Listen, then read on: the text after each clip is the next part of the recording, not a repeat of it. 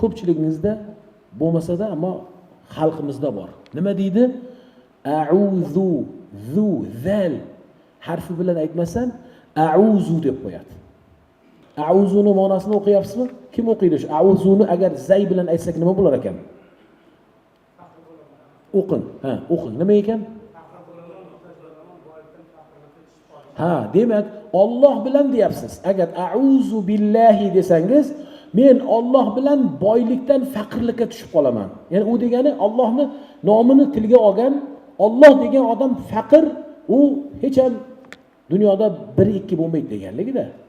Ehtiyot bo'laylik. Demak, zalni zayga almashtirib qo'ysak, siz a'uzungizda mana shunday xato qilayotganligingizni biling. Qarang, Ar-Rahmanir Rahim ma'lumki mana a'uzuni asli panoh so'rayman deganligi, to'g'rimi? Ar-Rahmanning ma'nosi nima? Mehribon va rahimli. Siz aytyapsiz. Mehribon va rahimli Alloh nomi bilan boshlayman degan so'zingizda nima deyapsiz? Ar-Rahman deb qo'ysa, agar qaysi biri, siz demaylik, qaysi biri yoki Ar-Rahman desa ham ma'nosi xuddi bo'lib ketadi. Ha bilan aytsa ham. Qarang, Ar-Rahmanir Rahim deb qo'ysa, nima deyapti? O'ta mayin, juda muloyim ayol ovozi ekan. Men deyapsiz bir suvni mana Bismillahirrohmanirrohim emas, Bismillahirrohmanirrohim desangiz, mana shu suvni men muloyim bir ayolni yoqimli ovozi bilan ichaman der ekansiz. Mumkinmi shu? Bu Alloh asrasin aqidamizga ham putur yetadi bilan.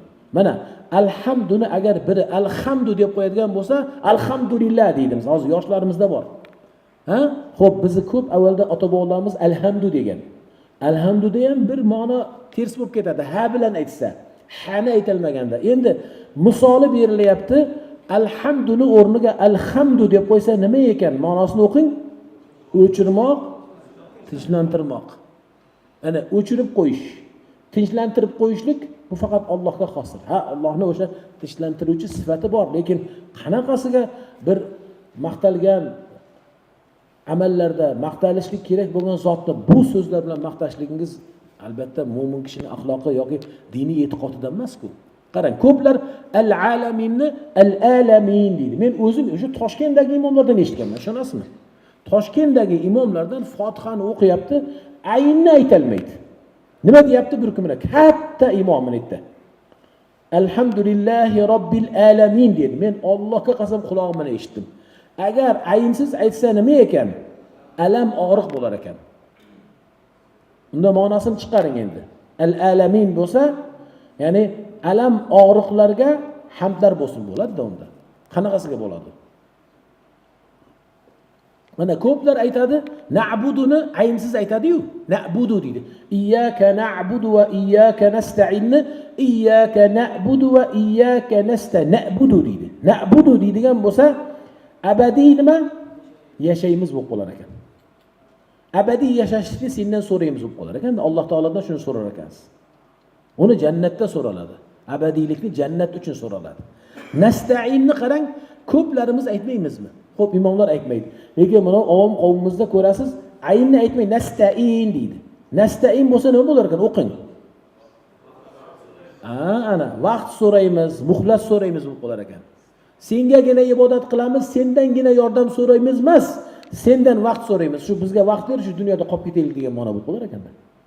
Alloh asrasin. Endi an'amtani qarang. An'amta nima edi ma'nosi? Ne'mat berding bo'ladi, to'g'rimi? Ne'mat berdingni agar aynsiz aytsangiz an'amta deb nima bo'lar ekan? Jaranglaydigan ovoz ekan u.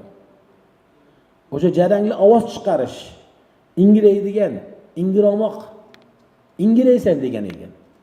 Ya'ni Alloh sen ingraysan degan qaysi bir bandani og'zidan chiqadi bu? Agar aynsiz aytib qo'ysak, bilyapmizmi?